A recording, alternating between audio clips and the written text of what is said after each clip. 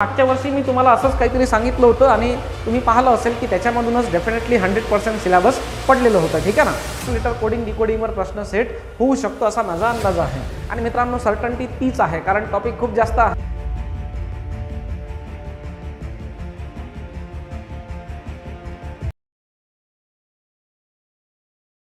जय Hind friend, Chanakya फाउंडेशनच्या YouTube चॅनलवर आपलं स्वागत आहे. मित्रांनो, ऑक्टोबर 2022मध्ये जी कंबाईन ग्रुप बीची प्रिलिम आहे त्या प्रिलिममधले शेवटचे जे 15 प्रश्न आहेत अंकगणित व बुद्धिमत्ता चाचणी, त्यामध्ये महत्त्वाचे टॉपिक कोणते असतील या संदर्भात आपण हा एक व्हिडिओ बनवतो आहे. मित्रांनो, मागच्या 4-5 वर्षाचं जर आपण ॲनालिसिस केलं तर आपण काही भाकीत करू शकतो. लास्ट इयरसुद्धा मी याच प्रकारचा काहीतरी एक व्हिडिओ बनवला होता आणि एक PDF पण व्हायरल केली होती. तुम्ही जर तुमच्याकडे ती PDF असेल तर चेक करून पहा मित्रांनो. 100% त्यामध्ये मेन्शन केलेल्यानुसारच आयोगाने प्रश्न जे आहेत ते विचारलेले होते, ठीक आहे ना. तर आजही मित्रांनो आपण असंच काहीतरी डिस्कस करूया. पहिले ॲनालिसिस पहा. जर आपण 2017 पासून ग्रुप बी प्रिव्हियस पेपरचं ॲनालिसिस केलं तर 2017मध्ये 13 प्रश्न बुद्धिमत्ता चाचणीचे आणि 2 प्रश्न अंकगणिताचे होते. 2018मध्ये तुम्ही पाहू शकता 19, 20, 21 आणि मित्रांनो डायरेक्ट 22वर येऊया. अपेक्षित काय आहे? जर मित्रांनो आपण मागच्या 3 वर्षात पाहिलं तर मॅथचे जे प्रश्न आहेत ते कन्सिस्टंट आहेत किंवा +1 -1 असे दिसत आहेत. एकतर 5 होते, 6 होते, 5 आहेत, 5 आहेत, म्हणजे कन्सिस्टंटली 5 आहेत किंवा एकने थोडं +- होते आहेत. मग मित्रांनो, आपण यावर्षी अपेक्षित पकडूया की याही वर्षी आपल्याला 5 प्रश्न किंवा 6 प्रश्न थोडं 1 ± मॅथचे विचारले जातील आणि रिझनिंगचे जे आहेत ते 10 प्रश्न असतील कदाचित, ठीक आहे ना. आता जर मित्रांनो आपण मागच्या 4-5 वर्षाचं ॲनालिसिस केलं की रिझनिंगमध्ये कोणत्या भागावर किती प्रकारचे प्रश्न विचारण्यात आले आहेत तर या एका चार्टमधून आपण लक्षात घेऊ शकतो. जसं नंबर सिरीजवर आधी 2017मध्ये 4 प्रश्न होते, 18मध्ये 3 प्रश्न आहेत, 19मध्ये प्रश्न नाही, 20मध्ये प्रश्न नाहीत, 19मध्ये मित्रांनो 22 प्रश्न आहेत. तर मला असं वाटते की अल्टरनेट प्रकार पडतो आहे. 1 वर्ष येते, 1 वर्ष येत नाही, ठीक आहे ना, किंवा 2 वर्ष आहे, समोरचे 2 वर्ष नाही. मग 2021-22मध्ये मित्रांनो यावर कदाचित प्रश्न विचारलेला असू शकतो. सिरीजचा असेल, नंबर सिरीज मागच्या वर्षी आलं तर यावर्षी अल्फाबेटिकल सिरीज राहू शकते किंवा मग अल्फा न्यूमेरिकल सिरीज राहू शकते, ठीक आहे ना. तर सिरीजचा एक प्रश्न आपल्याला रेडी करून ठेवायचा असेल, ठीक आहे ना. कोडिंग डिकोडिंगवर मित्रांनो एक प्रश्न आहे. यावर्षी सुद्धा एखादा प्रश्न कोडिंग डिकोडिंगवर विचारलेला असू शकतो. मागच्या वर्षी लेटर नंबर कोडिंग डिकोडिंग होतं. गॉडफादरचा कोड काय आहे असा प्रश्न होता. यावर्षी राज्यसेवेमध्ये जर पाहिलं तर ॲनालाइज कोडिंग डिकोडिंगवर प्रश्न विचारण्यात आला होता. तर यावर्षी मित्रांनो लेटर कोडिंग डिकोडिंगवर प्रश्न सेट होऊ शकतो असा माझा अंदाज आहे. त्यानंतर inserting the missing term it may be यावर विचारलं जाऊ शकते. पझल मित्रांनो करूनच ठेवा. पझलवर डेफिनेटली दरवर्षी एक प्रश्न असतो. 4-5 प्रकारच्या पझल आहेत, त्यापैकी कोणत्याही एका प्रकारावर आपल्याला पझलमध्ये प्रश्न विचारलेला असू शकतो, ठीक आहे ना. त्यानंतर पझलनंतर मित्रांनो सिटिंग अरेंजमेंट हा एक टॉपिक पण लक्षात घ्या. सिटिंग अरेंजमेंटचा एक प्रश्न यामध्ये रेडी करून ठेवायचा असेल. 2000 जर आपण 20 पाहिलं तर त्याच्यामध्ये एक प्रश्न होता, 21मध्ये नव्हता. यावर्षी कदाचित सिटिंग अरेंजमेंटवर एखादा प्रश्न विचारला जाऊ शकतो. व्हेन डायग्राम करून ठेवा मित्रांनो, व्हेन डायग्राम, कारण व्हेन डायग्राम जे आहेत ना आता थोडं जास्त प्रमाणात विचारलं जाते. मागच्या 2 वर्षापासून व्हेन डायग्रामवर आयोग बऱ्यापैकी फोकस करते. मागच्या वर्षी ग्रुप बीमध्ये होतं, राज्यसेवेला होतं, यावर्षी राज्यसेवेला आहे. त्यानंतर मग आपण ग्रुप सी मेन्सची एक्झाम पाहिली, त्यामध्ये पण व्हेन डायग्राम आहे. तर व्हेन डायग्रामला मित्रांनो व्यवस्थित रेडी करून ठेवायचं. त्यानंतर क्यूब अँड डायसेस एक प्रश्न. Distance and direction as usual नेहमीप्रमाणे पायथागोरसच्या प्रमेयावर आधारित प्रश्न कदाचित विचारला जाऊ शकतो डिस्टन्स अँड डायरेक्शनचा, तर रेडी करून ठेवायचा. त्यानंतर ब्लड रिलेशन आहे, कंपॅरिझन आहे, ठीक आहे. कंपॅरिझन सहसा नाही विचारला जात. इथे जर पाहिलं तर पूर्ण ब्लँकच आहे मित्रांनो. कंपॅरिझन राज्यसेवेला बऱ्याचदा आहे, कदाचित दरवर्षी आहे, पण इथे कंपॅरिझन दिसत नाही. तर ठीक आहे, कंपॅरिझनमध्ये आपण एक तो प्रकार करून ठेवूया. A@B म्हणजे ए हा बीपेक्षा मोठा आहे, लहान आहे, तो प्रकार कदाचित विचारला जाऊ शकतो. त्यानंतर क्लॉक अँड कॅलेंडर मागच्या वर्षी मित्रांनो एक प्रश्न होता, यावर्षी सुद्धा एखादा प्रश्न विचारला जाऊ शकतो कॅलेंडर किंवा क्लॉकवर, तर रेडी करून ठेवायचा. आणखीन मित्रांनो बुद्धिमत्ता चाचणीमध्ये जसं मी सांगितलं सिटिंग अरेंजमेंटवर मागच्या वर्षी प्रश्न नव्हता, यावर्षी प्रश्न विचारलेला असू शकतो. Statement conclusion, statement assumption, statement argument आणि व्हेरिफिकेशन ऑफ ट्रूथ म्हणजे मित्रांनो रिकाम्या जागा भरा, यावर कदाचित 2-1 प्रश्न तुम्हाला विचारले जाऊ शकतात. एकतर युक्तिवाद किंवा मग गृहीतक किंवा मग निष्कर्ष किंवा मग अनुमान किंवा मग रिकाम्या जागा भरा म्हणजे व्हेरिफिकेशन ऑफ ट्रूथ यासारखा एखादा प्रश्न आपल्याला एक्झाममध्ये विचारला जाऊ शकतो, ठीक आहे ना. त्यानंतर मित्रांनो DS वर कदाचित प्रश्न नाही राहणार, पण मला असं वाटतं रेडी करून ठेवा. डेटा सफिशियन्सी सध्या सेंट्रल गव्हर्नमेंटमध्ये जास्त चलनात आहे, तर एखादा प्रश्न रेडी करून ठेवा. त्यानंतर बायनरी लॉजिक, खरे खोटे बोलणारा, पेपर फोल्डिंग अँड कटिंग मात्र मित्रांनो करायला विसरू नका, ठीक आहे ना. नॉन व्हर्बल रिझनिंगमध्ये पेपर फोल्डिंग अँड कटिंग आणि मला असं वाटते की फिगर सिरीज हे 2-3 प्रकार जे आहेत ते महत्त्वाचे असतील. एक फिगर मॅट्रिक्स, हे 3 प्रकार ॲटलिस्ट करून ठेवा. या 3पैकी एखादा प्रश्न बसू शकतो. जर मित्रांनो आपण मॅथबद्दल बोलायचं ठरवलं तर मॅथचे प्रश्न खूप कमी आहेत. 5च प्रश्न एक्झाममध्ये मॅथ्सवर आपल्याला विचारले जातात, ठीक आहे की नाही. जास्तीत जास्त 6 प्रश्न आपण म्हणूया. टॉपिक भरपूर आहेत. जर आपण प्रिव्हियस एक्झामचा रेफरन्स घेतला तर नंबर सिस्टीमवर 2020-21मध्ये काही प्रश्न नाही. 22मध्ये मित्रांनो कसोट्यांवर प्रश्न विचारला जाऊ शकतो. कसोट्या आपण पाहतोय, मागच्या वर्षी राज्यसेवेमध्ये होतं, याही वर्षी राज्यसेवेला होतं, तर इट मे बी कसोट्या आहेत किंवा मग बॉडमस रूलवर आधारित प्रश्न आहेत किंवा सिम्प्लिफिकेशनचे प्रश्न आहेत किंवा मग ते एक प्रश्न राहतो एका झूमध्ये काही हत्ती आहेत, काही मोर आहेत, ठीक आहे ना, त्यांच्या पायांची संख्या, डोक्यांची संख्या, तो एक प्रश्न करून ठेवा. किंवा मग एका चाचणीमध्ये बरोबर उत्तरासाठी 2 गुण दिले जातात, चुकीच्या उत्तरासाठी 1 गुण मायनस केला जातो, यासारखे प्रश्न आहेत. शाब्दिक उदाहरणं ते रेडी करून ठेवा, ठीक आहे ना. प्रॉब्लेम ऑन एज मित्रांनो, रेशो अँड प्रपोर्शनला हा ऑर असू शकतो, ठीक आहे ना. मागच्या वर्षी कॉईनचा प्रश्न होता गुणोत्तर व प्रमाणात, तर गुणोत्तर व प्रमाणामध्ये problem on age, mixture and alligation किंवा मग प्युअर रेशो अँड प्रपोर्शन यापैकी एक प्रश्न रेडी करून ठेवायचा असेल.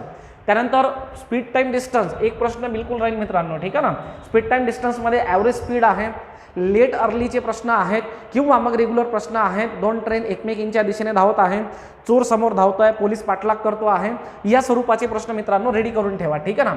वर्क अँड टाईममध्ये 2 प्रकार असू शकतात, एक तर पाईप अँड सिस्टम किंवा मग 10 माणसं एक काम एवढ्या दिवसात तेवढ्या दिवसात, ठीक आहे ना. MDH फॉर्म्युला आहे. आणखीन 1-2 प्रकार आहे, काही जण काम सोडून जातात वगैरे, हा एक प्रकार मित्रांनो व्यवस्थित करून ठेवायचा असेल. त्यानंतर डेटा जॉमेट्रीवर फारसं काही अपेक्षित नाही आहे, कारण जर आपण प्रिव्हियस एक्झाममध्ये पाहिलं तर फारसं काही विचारण्यात आल्याचं लक्षात येत नाही. तरी पण मला असं वाटते की मेन्शुरेशन करून ठेवा जॉमेट्रीमध्ये, ठीक आहे ना, ज्याच्यामध्ये आपल्याला क्षेत्रफळ वगैरे काढावं लागते, घनफळ काढावं लागते.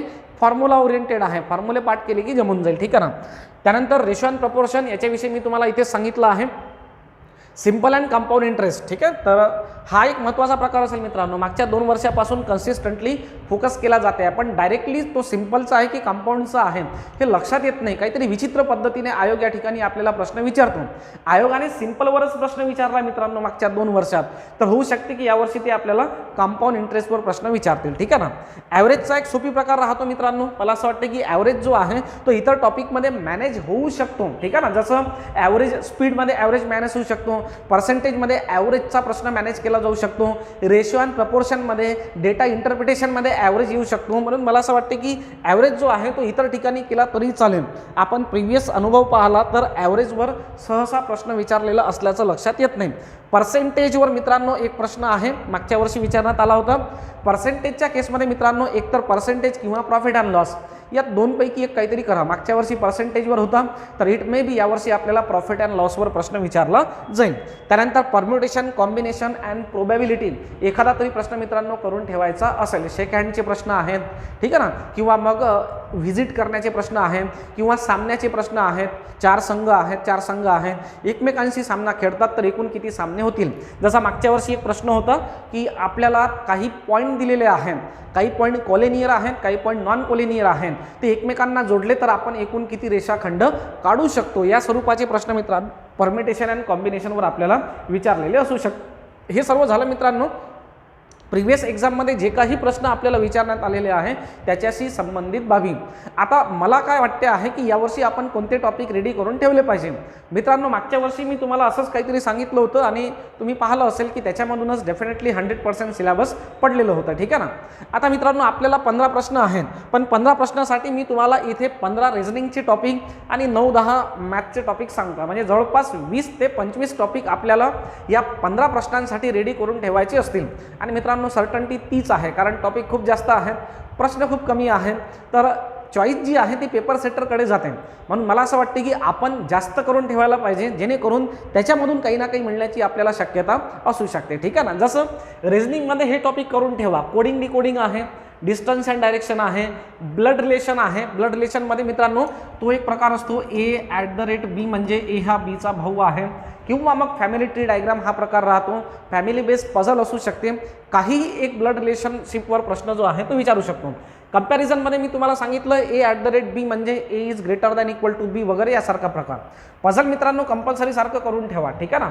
पझलचे प्रश्न सॉल्व्ह करताना युजली विद्यार्थ्यांना वाटते की सर खूप जास्त मोठे आहेत म्हणून स्किप करायचे, पण मी बरेचसे व्हिडिओमध्ये एक्सप्लेन केलं आहे की ग्रुप बीच्या पझल कशा सॉल्व्ह करायचे असतात. फक्त मित्रांनो प्रश्नाच्या ओरिएंटेशनने जा, पूर्ण पझल सॉल्व्ह करायच्या मागे लागायचं नाही. त्याने विचारलं आहे बी हा कोणत्या इयत्तेत शिकतो आहे, तर ए सी डी हे कोणत्या इयत्तेत शिकतात याच्याशी आपल्याला काही घेणं देणं नसेल, फक्त टार्गेट करायचं बी कोणत्या वर्गात शिकतो आहे तेवढंच, ठीक आहे ना. त्यानंतर आहे sitting arrangement. It may be आपल्याला पॅरलल सिटिंग अरेंजमेंट विचारलेली असू शकते.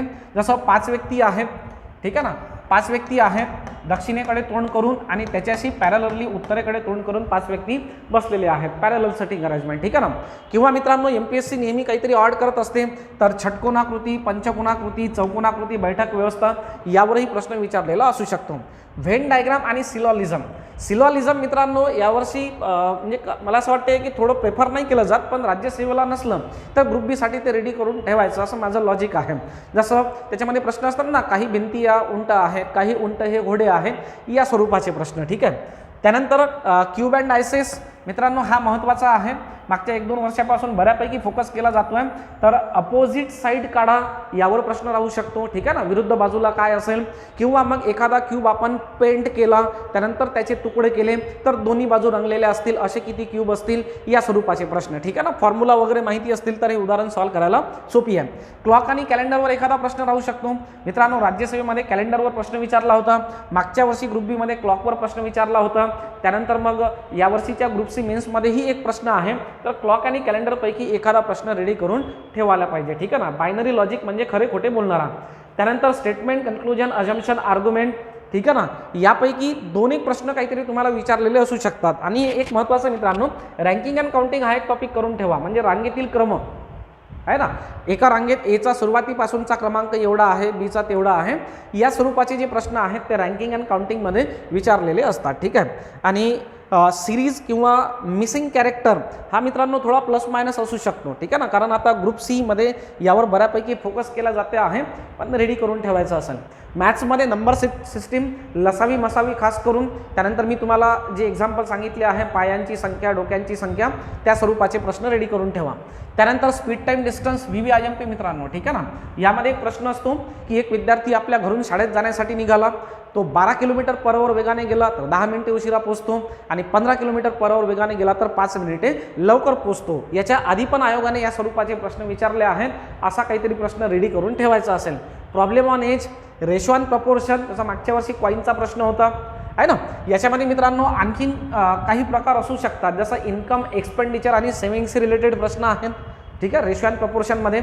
किंवा मग मिक्सचर अँड ॲलिगेशनचे प्रश्न आहेत, या स्वरूपाचे प्रश्न यावर रेडी करून ठेवायचे असतील. पर्सेंटेज मागच्या वर्षी होता, यावर्षी प्रॉफिट अँड लॉस करून ठेवा, दोन्ही सेमच आहेत मित्रांनो.